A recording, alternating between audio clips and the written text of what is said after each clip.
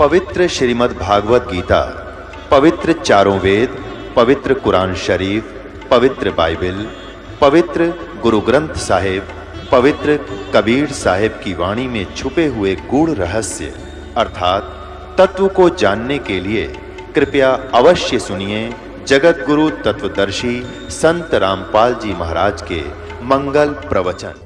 Complete spiritual knowledge है, संपूर्ण अध्यात्म ज्ञान है, जिसको तत्व ज्ञान कहा है। उस सूक्ष्म वेद में परमेश्वर ने बताया है कि इस मन को रोका नहीं जा सकता, इसकी दिशा बदली जाती है।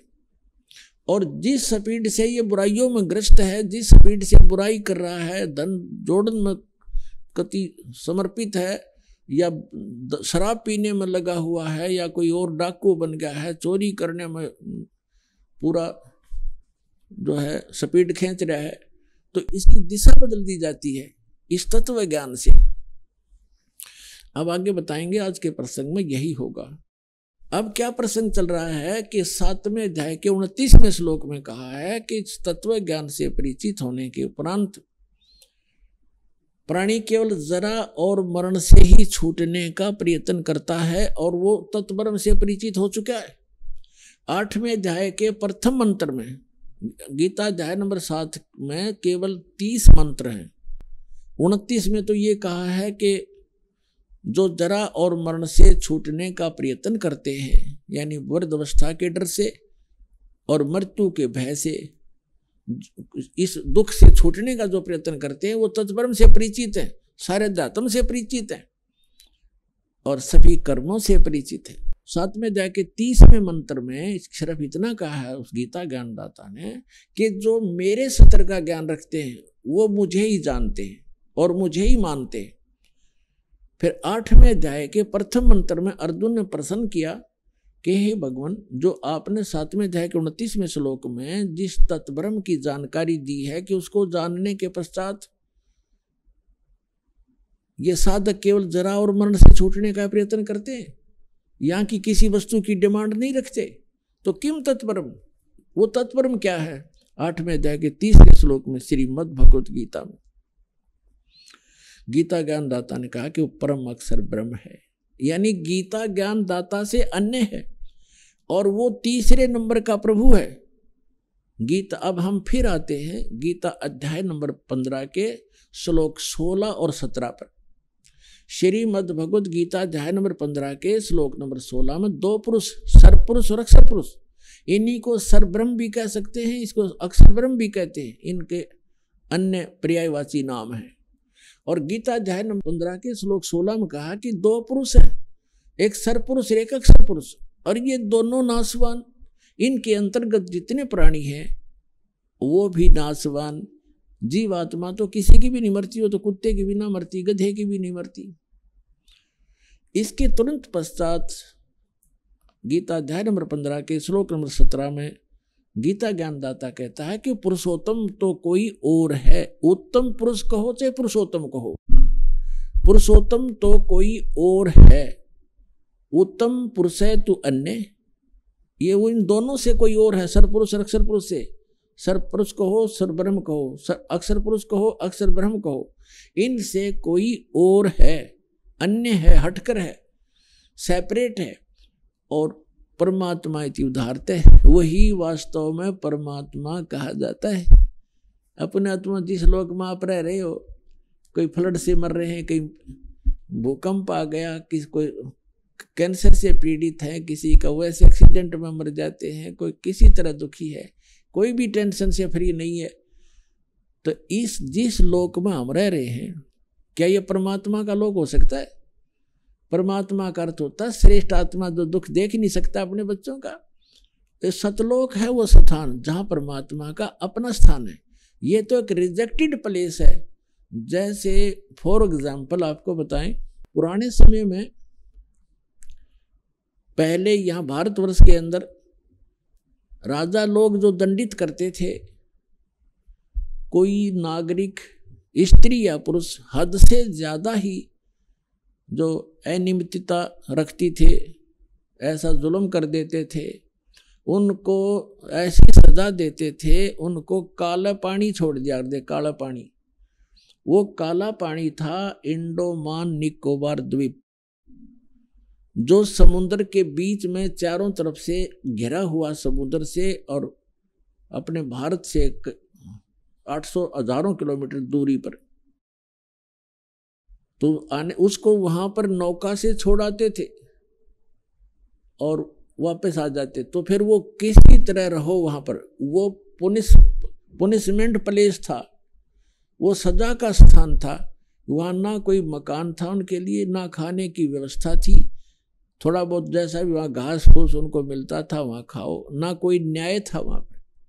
कोई किसी ने पीटो, कोई किसी को किसी तरह दुखी करो, तगड़े हों वो उनको पीट छेत लें, जैसा जुल्म उनके साथ करो करते रहो।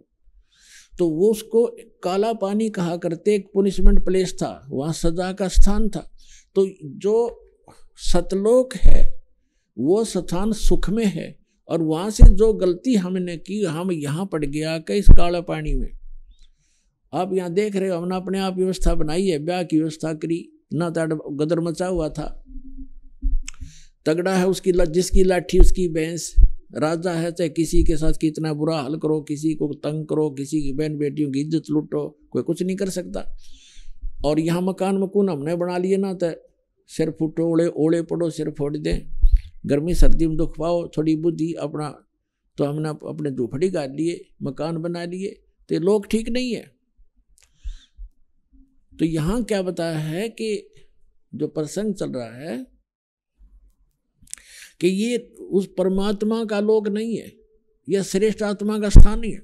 तो परमात्मा उसे कहते हैं जो केवल सुख दे और साथ में दुख दे, वो परमात्मा नहीं रहा, वो श्रेष्ठ नहीं रहा।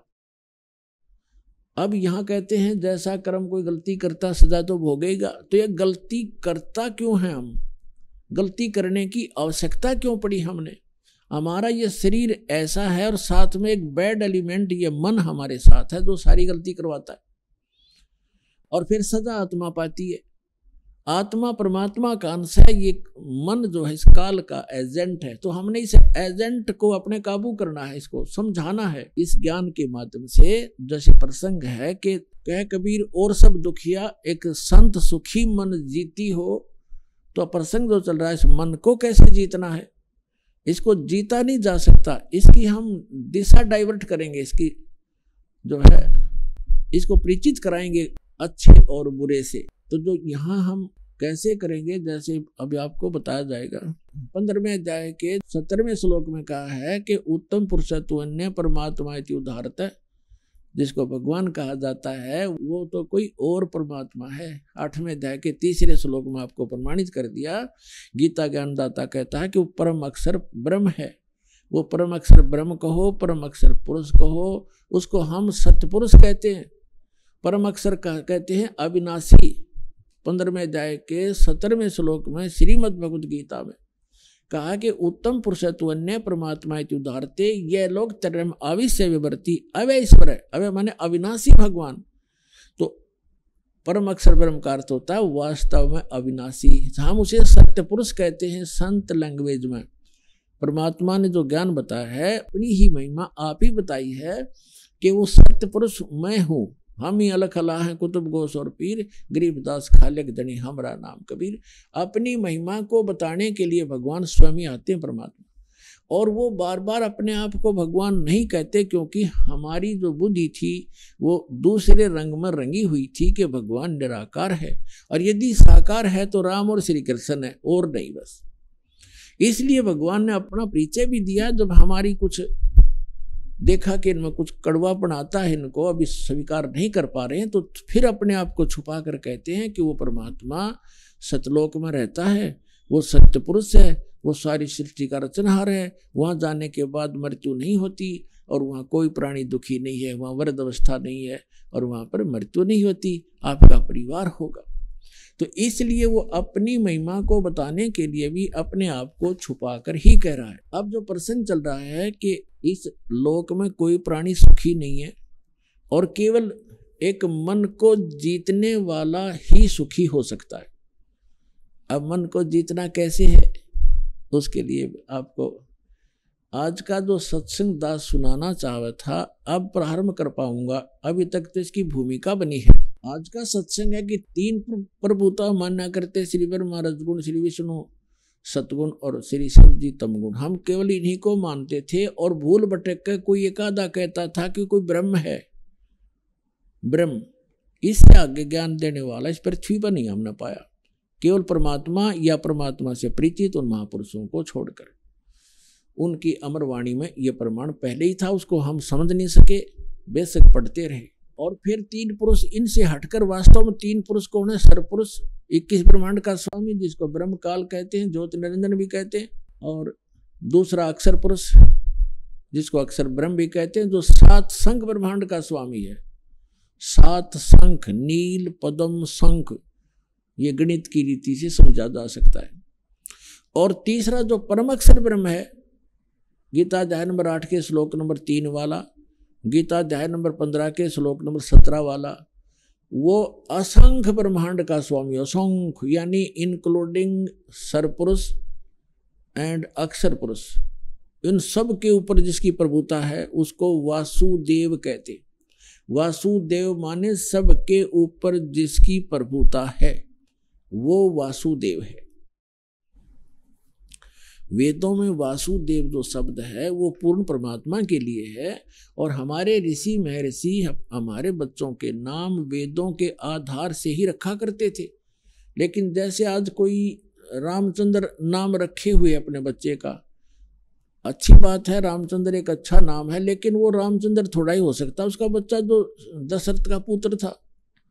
तो शुभ नामों से हम अपना नाम अपने बच्चों का रखते रहे। इसी प्रकार जो श्री कृष्ण जी को वासुदेव हम माना करते थे, श्री कृष्ण वासुदेव नहीं थे, उनके पिताजी का नाम था वासुदेव और वेदों से लिखा हुआ था। लेकिन वासुदेव का जो डेफिनेशन है वो है कि सबके ऊपर जिसका वास हो वो प्रभु। तो अब जो प्रसंग हम आपको सुनाने जा रहे हैं कि अब 3 पुरुष, तो ये हो गए सरपुरुष, अक्षर पुरुष और परम अक्षर पुरुष। सरब्रह्म, अक्षर ब्रह्म और परम अक्षर ब्रह्म। परम अक्षर ब्रह्म को हम कहते हैं कंप्लीट गॉड, पूर्ण परमात्मा, सबका क्रिएटर, सबका उत्पत्ति करता, हम उसको सत्य पुरुष भी कहते हैं। और अन्य जो भगवान है वो नाशवान है। इस परम अक्षर ब्रह्म को छोड़कर सबकी जन्म मृत्यु होती है। उनके अंतर्गत जितने प्राणी हैं उनकी भी जन्म मृत्यु होती है। अब जिस लोक में हम रह रहे हैं ये महादुखदायी लोक है। यहाँ जन्म मृत्यु सदा बनी रहेगी और पुण्य से अच्छे पोस्ट प्राप्त हो जाएंगे, पाप से पशु पक्षी बन जाओगे और 84 लाख जन्म मरण का ये चक्र सदा बना रहेगा। जब तक हम उस परम अक्षर ब्रह्म की भक्ति, उनके द्वारा बताए गए spiritual knowledge, complete spiritual knowledge, संपूर्ण अध्यात्म ज्ञान, तत्व ज्ञान के आधार से नहीं करेंगे तो उसके लिए क्या बताया है? मन तो चल रे सुख के सागर, जहां शब्द सिंधु रत्नागर। मन तो चल रे सुख के सागर, जहां शब्द सिंधु रत्नागर। आपको सबसे पहले सुख सागर की डेफिनेशन बताते हैं, परिभाषा बताते हैं। सुख सागर किसे कहते? शंखों लहर मेर की उपजे, कहर नहीं जा कोई, दास गरीब अचल अविनाशी, सुख का सागर सोई। शंखों लहर मेहर की उपजे, कहर नहीं जा कोई, दास गरीब अचल अविनाशी, सुख का सागर सोई। जहाँ शंखों लहर मेहर की उपजे और कहर नहीं जहाँ कोई, दास गरीब अचल अविनाशी, सुख का सागर सोई। आदरणीय गरीबदास साहिब जी गांव छुड़ाने जिला झज्जर हरियाणा में हुए हैं। इनको वो हमारे पिता मिले थे आकर, वो परमात्मा आए थे, उस दृढ़ भक्त को मिले थे। एक जाट थे, किसान थे, 1400 एकड़ जमीन थी। कोई मांगने खाने वाले, कोई भिखारी नहीं थे या कोई रोजी रोटी के लिए कथा सुनाने वाले नहीं थे। ये खुद समर्थ थे, संपन्न थे। और उनको आकर परमात्मा 10 वर्ष की उम्र में मिले, सचखंड लेकर गए। जहाँ मालिक रहते हैं, जहाँ हम रहा करते थे पहले, हम यहाँ काला पानी आगे वहाँ गलती करके, अब हमें वापस ले जाया जा रहा है सुधार करके। आपकी अपनी वृत्ति सुधारो, यहाँ के लोक की इच्छा हटाओ और फिर वहाँ चलेंगे जहाँ हम सदा सुखी रहेंगे। यहाँ से तो जाना पड़ेगा, चाहे कोई खरबपति है और ये भी पता नहीं कब छूट जाए जीवन। तो इस यहाँ की वस्तु की आशा करे, तेरा धिक्कार है। अज्ञान भरा हमारे अंदर, बगैर ज्ञान के हम यहीं फंसे बैठे रहे। अब परमात्मा यहाँ बताते हैं कि क्या मांगू कुछ थिर न रहाई, और देखत नैन चला जग जाई। 1 लख पूत 1.25 लाख नाती, उस रावण के आज दीवान बाती। फिर बताते हैं कि कहे कबीर अंत की बारी, जैसे हाथ झाड़ कर चला जुआरी। अब परमात्मा कहते हैं क्या मांगोगे, जैसे संतान नहीं एक पुत्र मांग लोगे, चलो वो भी दे दूंगा। कोई निर्धन है, धन मांग लोगे। क्या एक कोठी एक कार मांग लोगे, वो तो कोई बात बड़ी नहीं। फिर इस तो बन गया क्या। क्या बताते हैं कि 1 लाख पुत्र थे रावण के। अब उस टाइम बड़ा भगवान कोई नहीं मानता, क्योंकि हाँ हमारी एक ऐसी भावना बनी हुई थी कि जिसका लड़का है, लड़की को तो हम संतान नहीं मानना थे, ऐसी दुर्बुद्धि होगी थी हमारी। जिनके पुत्र है तो वो संतानवान और भगवान माना जाता था, और जिसका संतान नहीं कहते बस वो तो उसका शक्ल भी ना देखो सुबह सुबह, ऐसी धारणा पर रखी थी, लेकिन यह गलत थी।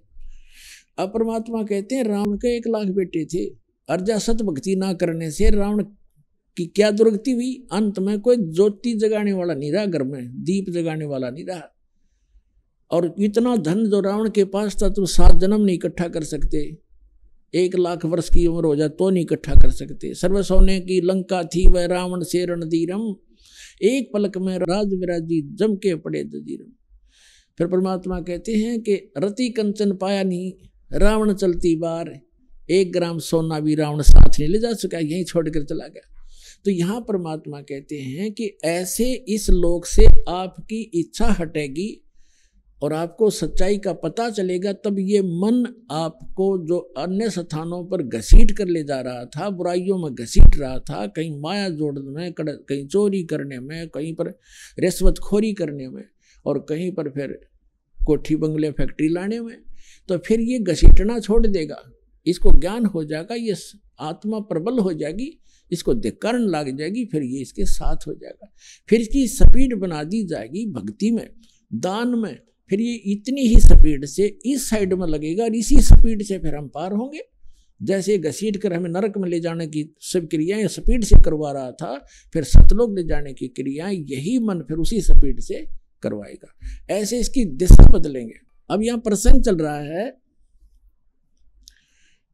कि सुख सागर की परिभाषा बताएंगे पहले, फिर वहां चलेंगे जहां पर क्या व्यवस्था वो बताएंगे कि शंखों लहर मेहर की उपजे, और कहर नहीं जहां कोई, दास गरीब अचल अविनाशी।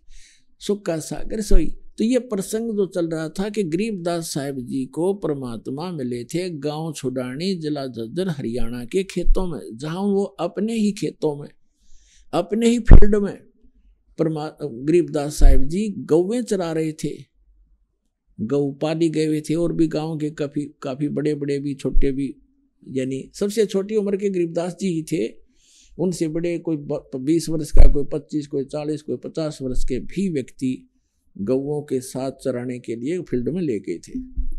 तो वहां से परमात्मा आए थे जिंदा महात्मा का रूप बना के सतलोक से, जैसा कि उनका विधान दास ने बताया, वेदों में प्रमाणित है कि वो परमात्मा ऐसी ही लीला किया करते हैं। तो गरीबदास साहिब जी को खेतों में, जंगल में मिले थे।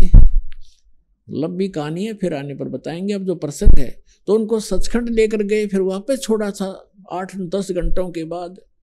तब उन्होंने आकर बताया है, क्या बताया है कि शंखों लहर मेहर की उपज, कहर नहीं जा कोई। कहर माने दुख। जैसे एक परिवार का इकलौता पुत्र था, मृत्यु से, रोग से मृत्यु होगी, किसी की दुर्घटना से होगी, तो कहर टूट गए। वो कहर था। या हम किसी को सताने के लिए प्रयत्नशील होते हैं, या किसी और, सारा दिन हम 2 रोटी के लिए ही धोते रहते हैं। तो कहने का भाव ये है कि वहां शंखों लहर मेहर की उपजे, कहर नहीं जा कोई, वहां कोई दुख नहीं। अब जैसे इस दास के साथ बहुत बार बनता है, पहले भी बनता था कि जैसे अकेला होता हूं तो एक बार ऐसी हिलोर उठती है अंदर से, जैसे कोई कितना ही हमें सता रहा हो, कितना ही दुखी कर रहा हो, उसके प्रति भी दोष नहीं आता, उसके प्रति भी द्वेष नहीं होता, कोशिश करने से भी नहीं होता, सब अपने से लगते हैं।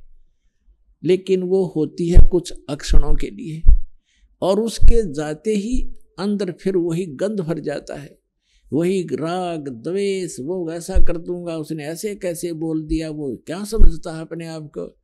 तो वो सारा गोबर फिर अंदर जो का त्यों प्रभावित हो जाता है। तो परमात्मा कहते, गरीबदास साहिब जी कहते हैं, उस सतलोक में जाने के बाद आपको ऐसा बॉडी मिलेगा जिसमें ना बीपी हाई हो ना लो हो, और वहाँ का आहार इतना अच्छा है, वहाँ विकार उत्पन्न होते ही नहीं, चाहने से भी नहीं होते। जैसे छोटा बालक है 2, 3, 4 वर्ष का, उसमें कोई विकार होता ही नहीं, कोशिश करने से भी नहीं हो सकता। काम क्रोध मोह लोभ अहंकार, उसमें कुछ होता है नहीं। अभी माता पिता या कोई भाई उसको धमका देता है, एक 2 थप्पड़ भी लगा देता है, 2 मिनट के बाद फिर सीने से लग जाता है पे आकर के। तो उसमें वो द्वेष ही नहीं, किसी ने मुझे मारा मैं इससे बात नहीं करूं, या अन्य कोई विकार नहीं। तो इस प्रकार वहां आपको ऐसी बॉडी मिलेगी जिसमें आप में कोई विकार नहीं आएगा, और आपका पूरा परिवार होगा। तो वहां कोई गलती कराने वाला अन्य एलिमेंट नहीं होगा, तो वहां हम सुखी हो सकते हैं। तो क्या बताते हैं, मन तू चल रे सुख के सागर, जहां शब्द सिंधु रत्नागर। अब सुख सागर कहा सतलोक को। अब जैसे समुद्री जहाज में बैठकर कोई जाता है और वो निकल जाता है 200 किलोमीटर समुद्र में, उसके बाद उसको समुद्र में जल के अतिरिक्त और कुछ दिखाई नहीं देता उस जहाज से न्यारा। उस जहाज से अलग जो वस्तु है केवल वाटर है, और जहां तक नजर जाती है कोई दिनों तक चलते रहते हैं। तो कहने का भाव ये है कि सतलोक में वो सुख ऐसे भरा पड़ा है जैसे दूसरी वस्तु नहीं, समुद्र के बीच में जाने के बाद आपको दृष्टिगोचर नहीं होती। तो ठीक इसी प्रकार सतलोक में जाने के बाद वो सुख सागर इसलिए कहा है कि वहां कोई दुख नाम की वस्तु नहीं है। तो इसलिए ऐसे स्थान को हमारा विश्वास ना होता कि सचमुच कोई स्थान ऐसा है, क्योंकि हमने सुना नहीं कभी। अब जैसे कोई गांव में रह रहा है, गांव के बाहर अरे एक झोंपड़ी डाले बैठा है, आसपास के उसके पशु सूअर आदि फिरते रहते हैं, और उसको कोई ये कहे कि तुझे चंडीगढ़ के अंदर एक प्लाट दिलाता हूँ, चल तेरे ये नाम फार्म भरवा दूंगा, ऐसी कोई स्कीम है। यदि उसको विश्वास हो तुरंत कहेगा भरवाओ जी, अभी भरवाओ, और फटाफट वहां जा बैठेगा झोपड़ी छोड़ के।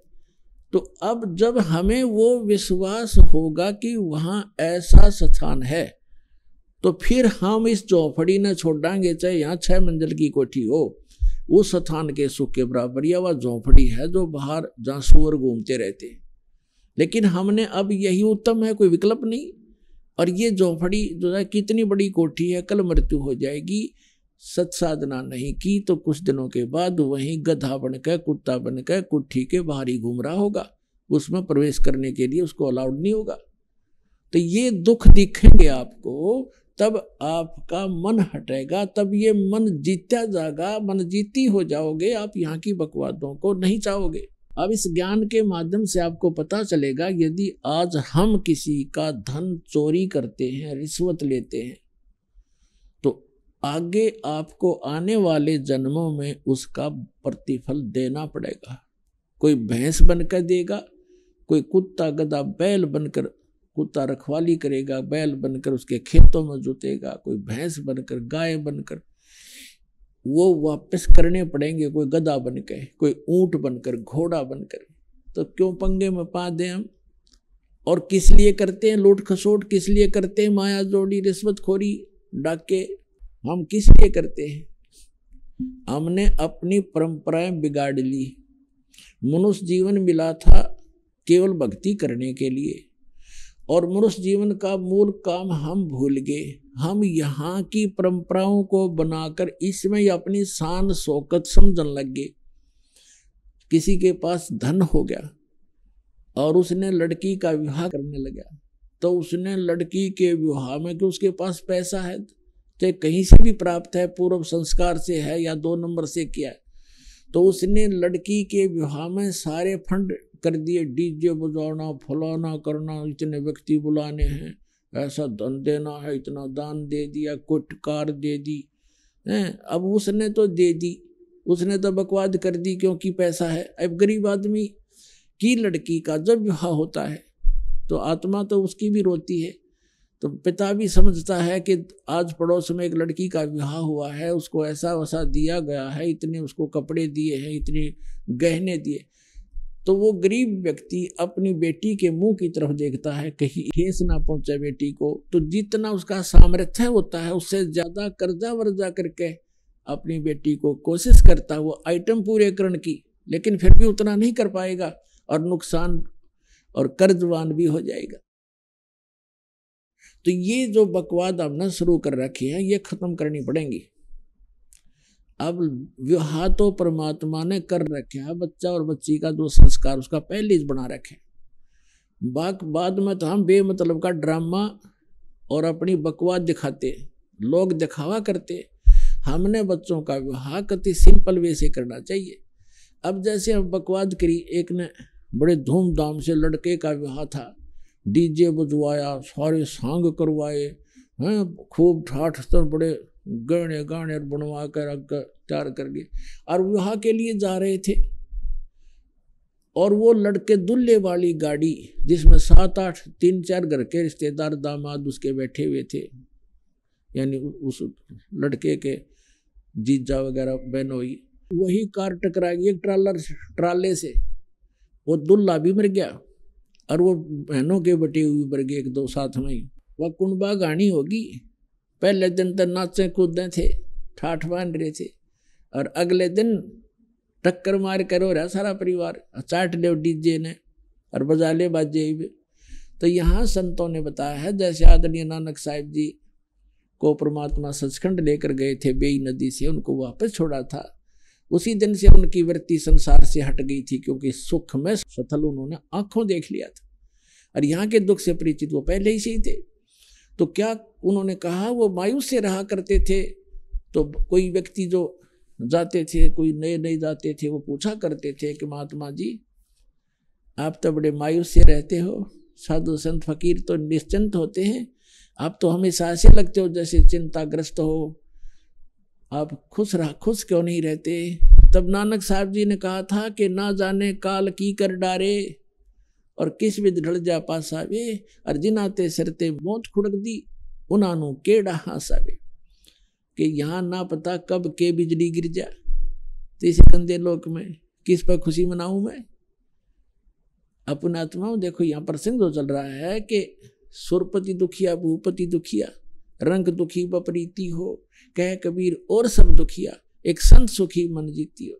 तो दूसरा पहलू बताते हैं, जैसे नानक साहिब जी से किसी ने कहा कि आप सब समय में ऐसा ही रहते हो क्या, आप कभी खुश नहीं होते? कहते खुश होता हूँ, मुझे जो ज्ञान प्राप्त हुआ है, मुझे जो भगवान प्राप्त हुआ है और जो विधि मुझे मिली है, और मैं सत्संग सुनाता हूँ, जो सत्संग सुनने के लिए साधु संत यानी भक्त आते हैं, ये जब आते हैं तो मैं खुश होता हूँ, और जब ये चले जाते हैं यहाँ से मेरे पास से तो मैं दुखी होता हूँ। किस लिए खुशी होता हूँ और किस लिए दुखी होता हूँ? सुखी तो इसलिए होता हूँ कि इन्होंने, इन पुण्यात्माओं को परमात्मा के उस अनमोल खजाने का ज्ञान हुआ और उनकी रुचि बन गई, अब इनका कल्याण हो जाएगा। और जब ये यहाँ से जाते हैं संसार में तो चिंता मुझे ये बन जाती है कि वहाँ असंख्य व्यक्ति हैं और हजारों की संख्या में गुमराह करने वाले संत भक्त हैं, और कहीं ऐसा ना हो ये बच्चे उन भ्रमित ज्ञान से परिचित संत भक्त से संपर्क में आके रास्ता ना छोड़ जा। और जब ये सारे के सारे वापस आ जाते हैं तो मुझे मेरी खुशी का ठिकाना नहीं रहता कि मेरी फसल में कीड़ा लगा नहीं। तो क्या बताते हैं कि साध मिले साढ़े शादी होंदी और विछड़ जा दलगीरी वे अख दे नानक सुनो जहाना। ये मुश्किल हाल फकीरी वे कि मैं, इसलिए ये भक्ति बड़ी कठिन बन गई है, बड़ी मुश्किल हो गई है फकीरी यानी भक्ति, क्योंकि इस ज्ञान के जानने वाले लोग नहीं हैं और मैं अकेला बताने वाला हूँ, हजारों की संख्या में मिसगाइड करने वाले हैं। तो ये मुश्किल हाल फकीरी बन गई कि साध मिले साढ़े शादी होंदी। ये वापस आते हैं जब मैं खुशी से फूला नहीं समाता हूँ, और जब ये चले जाते हैं तो दिलगिरी वे यानी दुखी होता हूँ कहीं इनको कोई मिसगाइड ना कर दे, मुश्किल से सर चढ़ाए। तो यहाँ परमात्मा कहते हैं कि तुम नाचते गाते हो, बकवाद करते हो और 1 मिनट में बिजली गिर जाती है, खा कहिए नाचना गाना। तो ऐसा रहो जैसे नानक साहब जी बताना चाहते हैं कि ना जाने काल की कर डारे और किस में ढल जा पासावे और जिनाते सरते मौत खुड़क दी कि उन्हानु केड़ा हंसावे। और फिर दूसरी बात ये है, जैसे विद्यार्थी, ये एक विद्या केंद्र है पूरी पृथ्वी, और जिनको मानव शरीर प्राप्त है ये ड्रेस अलग है अन्य प्राणियों से, आपकी कुत्ते से, गधे से, सुअर से, तो ये ड्रेस अलग है, तो इसका काम भी कोई और ही है। यदि वो पशु पक्षियों जैसे ही कर्म हम इस ड्रेस में करते हैं, ये पोशाक है, एक चोला है शरीर हमारा, तो फिर हम समझदार नहीं हैं, हमें पता ही नहीं है कि हम किस उद्देश्य को लेकर ड्रेस पहने हुए हैं। और जो आप विद्यार्थी हैं, मनुष्य शरीर प्राप्त प्राणी पूरी पृथ्वी पर, ये सभी विद्यार्थी हैं और इनको परमात्मा पाने वाली, आत्म कल्याण करवाने वाले इस विद्यालय में प्रवेश प्राप्त हो चुका है। आपके इतने अच्छे नंबर हैं, इतने अच्छे अंक हैं आपके, और जो बच्चा जिस भी ट्रेनिंग में प्रवेश किए हुए है और उस ट्रेनिंग को करता नहीं, विद्यालय के समय को विद्यार्थी जीवन में वो सिनेमा देखता है, शराब पीता है, बढ़िया भोजन खाता है और जो काम है उसको भूल गया, वो कर नहीं रहा है, तो वो बच्चा बाद में पछताता है। जैसे एक समय ये दास हरियाणा सरकार के अंदर जूनियर इंजीनियर सिविल के अंदर कार्यरत था, तो जहां हमारा कंस्ट्रक्शन वर्क चल रहा था वहां पर रोड का भी कंस्ट्रक्शन वर्क चल रहा था, रोड का, सड़क का।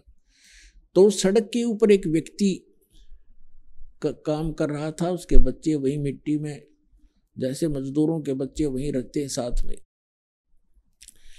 और वहां पर एक एक्शन आ गया उसी रोड का। एक्शन एक अधिकारी होता है, कार्यकारी अधिकारी, इंजीनियर। तो वो जब वो चला गया इंस्पेक्शन करके, तो वो व्यक्ति क्या कहता है मजदूर के, ये मेरा क्लास फेलो था, ये एक्शन कभी हम एक विद्यालय में पढ़ा करते थे, मेरे भाग फूट गए, मैं पढ़ा नहीं, आज मजदूरी कर रहा हूँ और मेरे बच्चे भी देखो यहीं पढ़े हैं, और ये पढ़ गया, समय का सदुपयोग कर गया, आज देखो कारों में चलता है, इसके बच्चे पंखों के नीचे कोठियों में लेटे हुए हैं। अब वो रो रहा था इस बात को याद करके। तो यहाँ परमात्मा आपको याद दिलाना चाहते हैं कि उस समय आप रोओगे, पछताओगे, जब ये समय हाथ से छूट जाएगा मनुष्य जीवन का, तो इसी तरह पछताओगे। मनुष्य ये विद्यालय का समय है आपका, ये मनुष्य जीवन जब तक है आप विद्यार्थी हैं और इसमें ये कार्य नहीं किया भक्ति वाला, तो बाद में पशु पक्षी बनकर रोया करोगे। गरीबदास जी कहते हैं ये संसार समझदा नहीं, कहंदा श्याम दोपहरे नु, गरीबदास ये वक्त जाते रोगे इस पैरे नु। ये मनुष्य जीवन एक बार हाथ से छूट गया, इस पैरा माने समय को रोया करोगे। फिर जैसे कुत्ता रात्रि में ऊपर को मुंह करके रोता है, उसकी आत्मा में कभी ना कभी वो बात याद आती है, मैं कितना गलती किए हुए हूँ, आज मैं कहाँ पड़ा हूँ, लेकिन हो कुछ सेकंड के बाद फिर वो भूल पड़ जाती है। तो ये प्रसंग जो चला बताया जा रहा है आपको, इस कहते हैं कहे कबीर और सब दुखिया एक संत सुखी मन जीती हो। अब आपने ये उद्देश्य बनाना पड़ेगा कि हम विद्यार्थी हैं, मनुष्य जीवन प्राप्त प्राणी, चाहे स्त्री का है चाहे पुरुष का, ये मानव शरीर कहा जाता है। तो ये जितने भी मानव शरीर प्राप्त प्राणी हैं ये विद्यार्थी हैं। इनका उद्देश्य परमात्मा पाना, आत्म कल्याण करवाना है। वो दूसरी बात है कि किसने कौन सी ट्रेनिंग कर रहा है। जैसे कोई विष्णु की साधना कर रहे हैं तो वो ट्रेनिंग उसकी न्यारी है, स्वर्ग तक की पहुंच है, वहां से फिर वापस जन्म मृत्यु सदा बनी रहेगी। ऐसे ही कोई शंकर जी की पूजा करता है तो वो भी वो ट्रेनिंग अलग है, उसका लाभ अलग है, भिन्न है। कोई ब्रह्म तक की साधना करता है, वो ब्रह्म की ट्रेनिंग कर रहा है, वहां जाने की ब्रह्म लोक में चला जाएगा, पुण्य समाप्त करके फिर वापस आएगा। गीता अध्याय नंबर 8 के श्लोक नंबर 16 में प्रमाण है कि ब्रह्म लोक पर्यंत भी सभी प्राणी पुनरावृत्ति में वहां गए हुए भी जन्म मृत्यु में ही रहेंगे। तो इसी प्रकार जो अक्षर पुरुष की तो यहाँ साधना कोई करता ही नहीं, क्योंकि उसके लोक में जाना नहीं होता।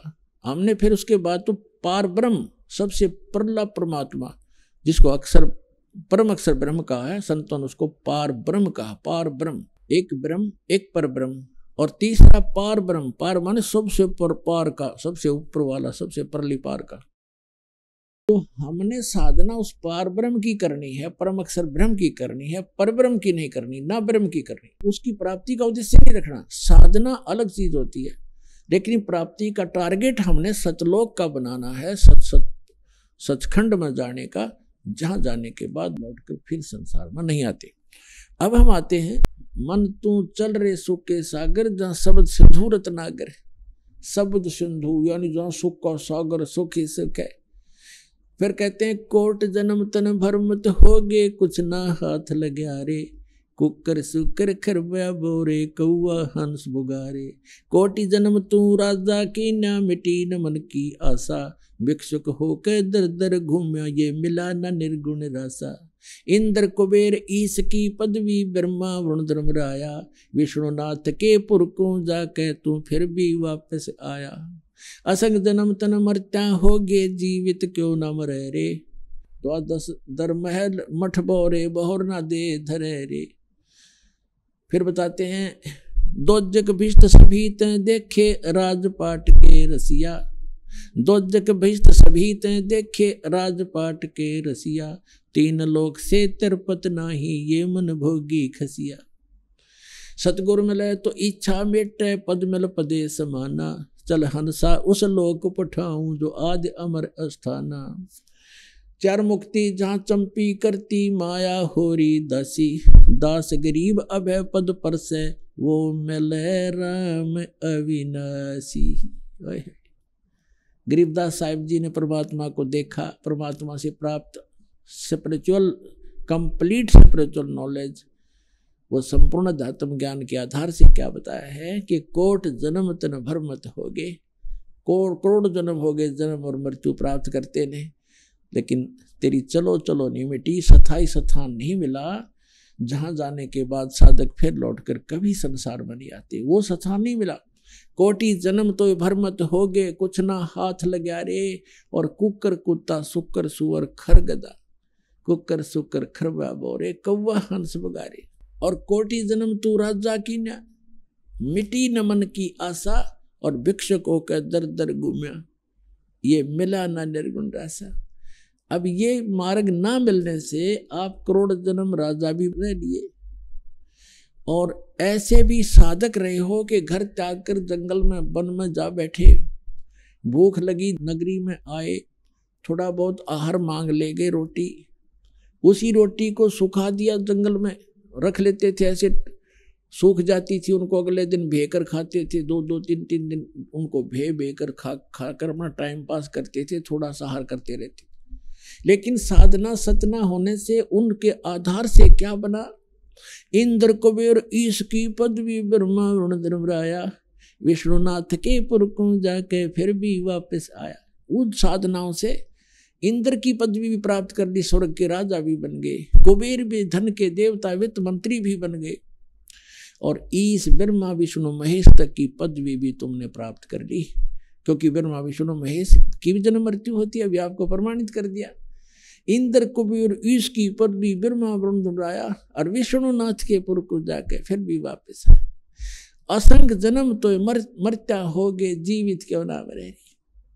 अब यहां बताया कि मिला ना निर्गुण रासा, तुझे ये सत साधना ना मिली, ये मार्ग नहीं मिला सही भक्ति का। क्या बताते हैं, सुखदेव ने 84 भुगती बिना पजावे खरवो, तेरी क्या बुनियाद पुरानी तू पंडा पंथ पकड़वो। सुखदेव जैसे ऋषि ने भी ये मार्ग ना मिलने से गधे की योनि पाई और पजावे के ऊपर उसने ईंटें ढोई। कहते सुखदेव ने 84 भुगती बिना पजावे खरवो, तेरी क्या बुनियाद पुरानी तू पेंडा पंथ पकड़वो। तेरी क्या औकात है भोले आत्मा। तो वो पेंडा माने रास्ता, मार्ग भक्ति का, वो यथार्थ भक्ति मार्ग ग्रहण कर पकड़। फिर बताते हैं, असंग जन्म तन मरत्या होगी जीवित क्यों न मरे रे, दवा 10 दर मद महल मठ बोरे बहुर न दे धोर रे। गीता अध्याय नंबर 15 के श्लोक नंबर 4 में कहा है कि उस तत्व ज्ञान की प्राप्ति के पश्चात परमेश्वर के उस परम पद की खोज करनी चाहिए, जहां जाने के बाद साधक फिर लौटकर कभी संसार में नहीं आते। तो यहाँ बताते हैं कि असंग जन्म तन मरत्या होगे जीवित क्यों ना मरे रे। अब जैसे पुणात्माओं जीवित मरना है, इच्छाओं को घटाना है।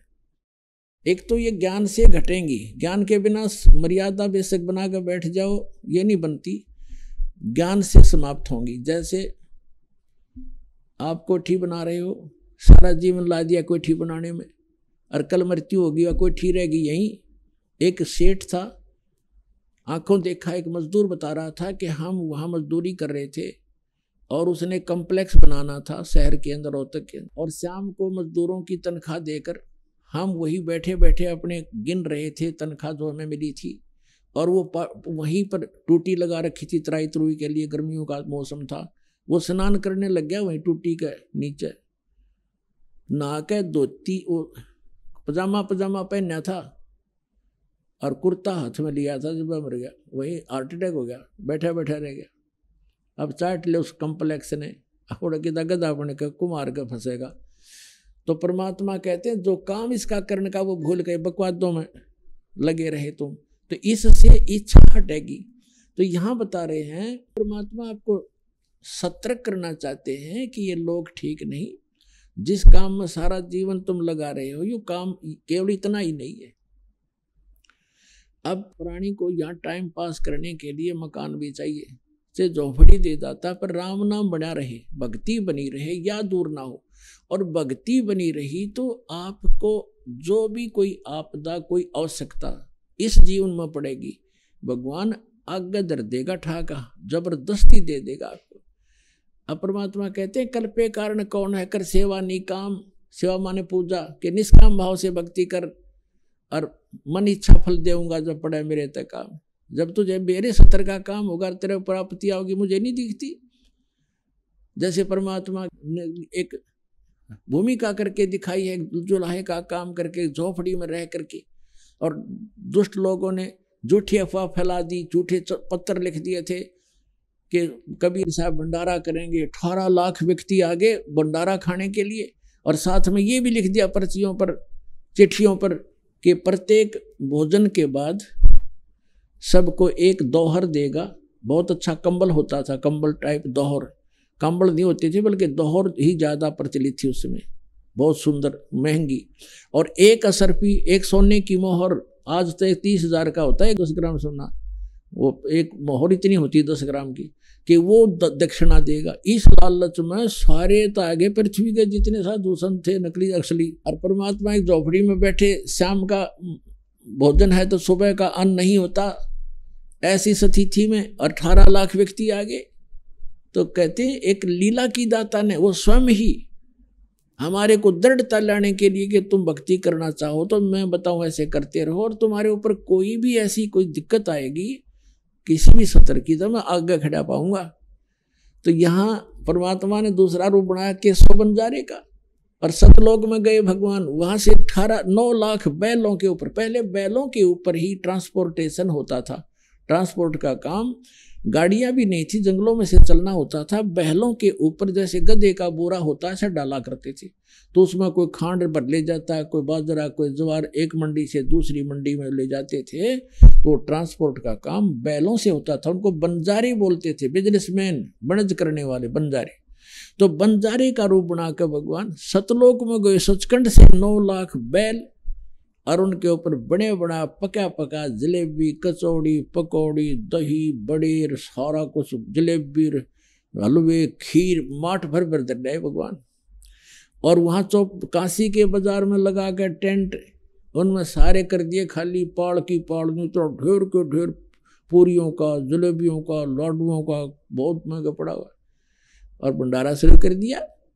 और आप बैठे झोपड़ी में दूसरा रोल कर रहे। तो ये हमें उदाहरण दिया था कि कल्पे कारण कौन है, कर सेवा नहीं काम, मन इच्छा फल देऊंगा जो पड़े मेरे से काम। तो हम अगर सच्ची साधना, सच्चे मन से भगवान की भक्ति करेंगे और मर्यादा में रहते हुए, हमने घनी चीज आवश्यकता नहीं, एक तो आवश्यकता हम खत्म करेंगे। जैसे हम भक्ति करेंगे तो भगवान हमारी आपदाओं को टालेगा। दूसरी बात यह है कि हम विवाह शादी में जो खर्च करते हैं बंद करना पड़ेगा, और ना ही ज़्यादा संग्रह करने की नीत बनाओ, क्योंकि हमने सफ़र भी तय करना, सतलोक जाने वाले मार्ग पर हम चल पड़े। अब यात्री घना वजन उठाकर सफ़र तय नहीं कर सकता। कोठी भी बना लो, बंगले भी बना लो, फलाना भी कर दो, नहीं। आवश्यक वस्तुएं अवश्य लो, बनाओ, अनावश्यक मत करो। रीति रिवाज खत्म करो जो यहाँ बेतुकी बना रखिए। एक लड़की का विवाह कर दिया, फिर उसको हमने बोझ न्यू मान लिया कि पहले तो यहाँ खर्चा गणा करें, लोग दिखावा करना पड़ा, देखम देखा। विवाह के अंदर गहने देने पड़े, कपड़े 40 अगलियाँ के, 20 पछलियाँ के, वे मतलब वो इधर उधर ठाएं फिरते रहते। फिर कोई त्यौहार आता है या कोई लड़की का लड़का हो गया, एक ब्याह और शुरू हो गया। आजकल वो पी लिया और फिर वो कुआ पूजना चाहिए, भगवान पूजा वो कुएं ने, कोई बात हुई है। तो इस तरह के जो सूचक बात आदि हैं, ये बेमतलब की परंपराएं हैं, ये खत्म करनी पड़ेंगी भगत ने जगत की तरफ देखना नहीं चाहिए। अगर जगत की तरफ भगत देखेगा तो सफर पर चल नहीं सकेगा। और परमात्मा कहते हैं कुल करने के कारण ये हंसा गया बिगो, और फिर ये कुल के कर लेगा जब तुम 4 पाया का हो। आज तो इस कुल के रिवाजों को देखकर भक्ति से दूर हो गया, उनके लोक लाज में आके। तो फिर परमात्मा कहते हैं यो कुल, ये तेरा जो खानदान है, जो तेरे मोहल्ले के लोग हैं, गांव के, ये फिर तुझे कैसे बचा देंगे जब तू 4 पाया का गधा बन के खड़ा हो गया, बैल बन के खड़ा हो जाएगा। तो यहाँ परमात्मा कहते हैं कुल करनी के कारण, कुल की परंपराओं के कारण हंसा गया बिगो, ये भक्त डगमग हो गया और छोड़ गया मार्ग को। तो तब कुल यू के कर लेगा जब तू 4 पाया का हो। तो इन सब बातों को याद करके हमने जगत को नहीं देखना, भगत ने भगत को ही देखना होता है, और परमात्मा के नियम का पालन करके आगे बढ़ना। अब क्या बताते हैं कि दोजक बैस्त सभी तैं देखे, राजपाट के रसिया, और 3 लोक से भीतर पतना ही यो मन भोगी खसिया। अब इस मन की ऐसी गंदी वृत्ति है। एक हमारे गांव का एक बहुत पुराने समय में एक्सीन बन गया, कार्यकारी अधिकारी इंजीनियर सिविल के अंदर, उसने 3 कोठी बना दी। अच्छा धन दान था, 2 लड़के थे। उसकी मृत्यु, वो पैरालाइज, दुर्घटना होगी, दुर्घटना पैरालाइज होकर मरा। 3 कोठी बेटे 2। अब उस एक कोठी का ऊपर उन बेटियां का झगड़ा हो गया। एक तो उनकी थी, एक पर हो गया, एक ने उसका गोली मार दी। तो हो गया ना से खड़ाए, चाट ले उसको उठे ने, और आप गधा बने रहा होगा कि तो यहाँ परमात्मा कहते हैं दोजक बहिष्ठ सभी ते देखे, नरक भी जा लिया, स्वर्ग में देवता भी बन लिया, यहाँ का राजा भी बन गया, राजपाट के रसिया, और 3 लोक से भी तरपत नाही ये मन भोगी खसिया। कोई एक सरपंच बन जाता है गांव का, तो उसकी नीयत ये रहती है कि चेयरमैन बनूं जब बात बने। अब चेयरमैन बन जाता है तो उसकी नीयत यह है कि अगली बार में MLA की टिकट मिले। आइए अब हम उन श्रद्धालुओं के अनुभव जानते हैं जो जगत गुरु तत्वदर्शी संत रामपाल जी महाराज जी से दीक्षा प्राप्त कर चुके हैं तथा उनके द्वारा बताए गए भक्ति मार्ग पर चल रहे हैं। सर नमस्कार। नमस्कार सर। सर क्या नाम है आपका? कालका प्रसाद। कहाँ से आए हैं आप? धमरेही गांव, जिला जालौन, उत्तर प्रदेश। संत रामपाल जी महाराज की शरण में आने से पहले आप क्या भक्ति साधनाएं करते थे? ये छोटा पूरा कथा और सुनना या भागवत सुनना, और शंकर जी जो बाराबंकी ज़िले में लोधेश्वर हैं उनके ऊपर जल चढ़ाना, कई बार 10 बार गए। हाँ। जब आप पहले पूजा कर ही रहे थे तो फिर आपने संत रामपाल जी महाराज जी से नाम दीक्षा क्यों ली? हमें एक्सीडेंट होने पर एक ज्ञान गंगा पुस्तक मिली, उसका ज्ञान समझ के आए कि ये तो सब नासवान है, परमात्मा तो असली ये है, तो संत रामपाल जी महाराज, तो उस वजह से हम जो है यहाँ बरवाला आए नाम दीक्षा लेने। संत रामपाल जी महाराज के बारे में आपको कैसे पता चला? हमने टीवी के माध्यम से नाम दीक्षा ली वहाँ, और जब परमात्मा ने मुझे आशीर्वाद दिया, मैं बहुत नशेड़ी था, तो उस दिन से आज दिन तक हमने नशे को किसी भी प्रकार से हाथ नहीं लगाया। क्या आप पहले नशा करते थे? हाँ, काफ़ी। हम 5-5 बंडल पी लेते और 2-2, 3-3 पुड़िया तम्बाकू भी खा लेते थे और साथ में लेके भी आए थे, लेकिन हम बाहर छिपा दिया था। जब परमात्मा ने दया करी तो उस दिन से संत रामपाल जी महाराज से ने जब सर पे हाथ रखा, उस दिन से इतनी दृढ़ता हो गई, इतना संकल्प ले लिया कि हमसे नशा किसी भी प्रकार, कई बार छोड़ा लेकिन छूट नहीं रहा था। परमात्मा संत रामपाल जी महाराज ने दया की, उस दिन से आज दिन तक हमने नशे को हाथ नहीं लगाया। सर चर्चा का विषय बना हुआ है कि जो भी व्यक्ति संत रामपाल जी महाराज से नाम दीक्षा लेता है वो नशा छोड़ देता है। बहुत सारे लोग ऐसे हैं जो नशा छोड़ना चाहते हैं। आपसे ये जानना चाहेंगे कि आपने संत रामपाल जी महाराज से नाम दीक्षा लेते ही नशा कैसे छोड़ दिया? उन्होंने बताया कि मंदिर तो असली ये है और इसमें सारे देवता वास कर रहे, इसको गंदा करना अच्छी चीज़ नहीं है, और जो हम खुद देवता बनाते हैं अपने हाथों से, उन पे हम नहीं थूक सकते। तो इस तरह से हमें दृढ़ता लगी, विश्वास हो गया कि इस घट को जो है, इसमें 5-5 देवता बैठे हैं, इसके अंदर गंदी चीज़ जाना नहीं है। हमें मालिक ने, संत रामपाल जी महाराज ने ये बताया। साथ में अमृत जल दिया और परमात्मा ने प्रसाद भी दिया। उसको प्रसाद खाने से हमारे अंदर दृढ़ता आती रही।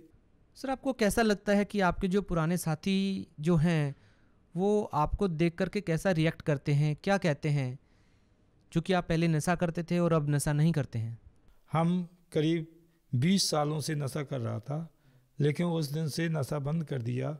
और जब साथी लोग नशे के लिए कहते हैं तो परमात्मा ने जो ज्ञान बताया उनको भी बताते हैं कि धरी कहूँ ढूंढे कहूँ, बस तू ना आवे हाथ, और बस तू हाथ तभी आवे जब भेदी ले ले साथ। इस शरीर का भेदी परमात्मा है, जिसने 9 महीने में माँ के घर में गढ़ के तैयार किया संत रामपाल जी महाराज, और उन्होंने 5-5 देवता बताए हैं। तो हमें अपने ही शरीर का ज्ञान नहीं था, इसलिए हम अपने से परे देवताओं की पूजा करते थे। लेकिन जिस दिन से ये ज्ञान हो गया, उस दिन से हमने नशा भी नहीं लगाया, और कई लोगों को कहने पर उन्होंने हमारे सामने पुड़िया फाड़ के फेंक दी, उन्होंने भी नशा का परित्याग किया। सर संत रामपाल जी महाराज जी से आपने नाम दीक्षा ली और आपने नशा छोड़ दिया, इसके अलावा संत रामपाल जी महाराज से जुड़ने के बाद आपको क्या लाभ मिले? हमारा बाइक से एक्सीडेंट हो गया था, जो हमारी बाइक करीब 20 मीटर दूर गिरी, 10 टायरा ट्रक था, उसके हम नीचे आ गए। किसी ने बच के हमको उससे, जब हम 1 मीटर घसट गए, हमारे 3 कपड़े पहने थे सर्दी में, वो सारे कपड़े नीचे फट गए घसट से, और परमात्मा ने हमें बाल बाल बचा लिया। संत रामपाल जी महाराज ने बाल बाल बचा लिया। और जब हम बाहर आए तो किसी साथी ने कहा कि हम तुम्हारे घर पे फ़ोन कर दें, तो हमने कहा नहीं, हमें फ़ोन ना करो, घर के सारे लोग घबरा जाएंगे, हमें हॉस्पिटल ले चलो, थोड़ा हमें इलाज दिलवा दो। इलाज दिलवा के आए, हमारी गाड़ी पड़ी थी ऐसे ही, उसको उठा के खड़ी की, और गाड़ी इस पैर में इधर ज़्यादा चोट थी, किक नहीं लग रही थी। परमात्मा का स्मरण किया, संत रामपाल जी महाराज का सुमरण किया। सुमरण करने से हमारी गाड़ी स्टार्ट हो गई और उस गाड़ी पे बैठ के हम 25 किलोमीटर चला के आए। इसके बाद जब हम गाड़ी से उतरे तो घर की देहरी नहीं नाक पाए, इतना भयंकर दर्द हो गया। चारपाई पे लेट गए और दर्द बर्दाश्त नहीं हो रहा था। तो हमने संत रामपाल महाराज जी से प्रार्थना की कि दास को बाल बाल बचा लिया, अब तो ये दर्द से तड़प के मर जाएगा, दया करें मालिक। और हमने संकल्प लिया ज्योति का, परमात्मा ने दया कर दी, बिना इलाज बिना दवा के हमारा दर्द शांत हो गया। और हमारी भक्तमती को भी लाभ हुआ, जिन्होंने ग्वालियर इलाज लेने के बाद फिर इनका जो है एकदम से लैटरिन और गैस इतनी बढ़ गई कि इन्होंने जो है 10 दिन खाना नहीं खाया। जब खाना नहीं खाया तो बिना खाना अंग्रेजी दवाई नहीं खा पाते, दवाई भी बंद हो गई। 10 दिन मरने के पोजीशन में आ गई, ज़मीन पे लिटा दिया और भगत देखने आने लगे। ज़्यादा तकलीफ़ देख कर तो हमारे यहाँ 10 भगत थे, उन्होंने सब ने मिलकर परमात्मा का मंगलाचरण किया। मंगलाचरण करने से उनके जैसे बीमार थी नहीं, ठीक हो गई। और हम उनको कार भी कर लिया था ले जाने के लिए दोबारा। फिर वो उनको लेके जिला अस्पताल गए तो वहाँ उनका कोई इलाज नहीं दिया डॉक्टर ने, बोले जाओ घर लेके ठीक है। लेकिन उनका जो पैरालाइज से जो नस जाम हो गई थी उससे वाणी नहीं निकल पाती थी। आज परमात्मा ने दया कर दी, इलाज भी थोड़ा बहुत संत रामपाल महाराज जी ने दया कर दी, इलाज भी करवा रहे। और हमारे चाचा श्री 200 ब्लड प्रेशर हाई हुआ था, उसमें वो चले गए थे। इनका 240 हुआ था। तो हमने उन भक्तमती ने स्वयं बोलकर अपने दमान से कह दिया था, मौके पर नहीं थे, क्या हमें चरणामृत परमात्मा का अमृत जल दे दो। दे दिया तो वो 24 घंटा डटी रही। फिर सवेरे इलाज लेने गए जिला अस्पताल, उन्होंने रेफ़र कर दिया ग्वालियर के लिए। ग्वालियर में इलाज चला। इलाज चलने के बावजूद भी उनको दवा खानी बंद हो गई और परेशानी बढ़ गई। तो मंगलाचरण किया और परमात्मा की दया से वो आज संत रामपाल जी महाराज की दया से आज वो चल फिर रही, बोलने भी लगी हैं और खाना पीना थोड़ा बहुत हल्का पूरा काम भी कर रही हैं। जब से आप संत रामपाल जी महाराज से जुड़े हैं आपको काफ़ी लाभ मिले हैं। हम आपसे ये जानना चाहेंगे कि आप भगत समाज को क्या संदेश देना चाहेंगे? भगत समाज को ये प्रार्थना करना चाहता हूँ कि इस पृथ्वी पे हमारे गुरुदेव संत रामपाल जी महाराज पूर्ण ब्रह्म परमात्मा आए हुए हैं, जिन्होंने ऐसा ज्ञान दर्शाया है। वेद आज से नहीं, वेद बहुत पुराने से पढ़े जा रहे हैं और उन वेदों में पढ़ने वालों ने कुछ भी नहीं समझ पाया। जैसे गीता में लिखा है कि माया के द्वारा जिनका ज्ञान हरा जा चुका है, ऐसे असुर स्वभाव को धारण किए मनुष्यों में नीच दूषित कर्म करने वाले वो मुझे नहीं बख्शते।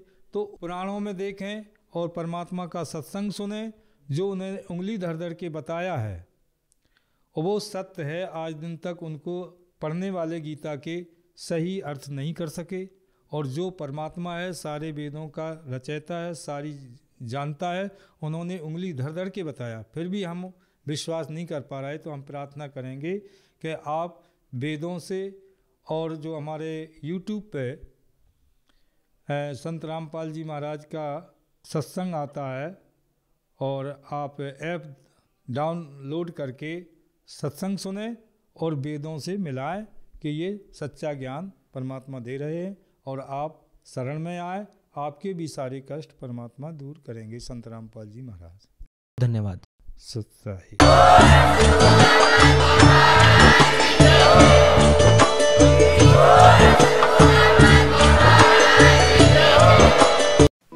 आप सुन रहे थे जगत गुरु तत्वदर्शी संत रामपाल जी महाराज के मंगल प्रवचन।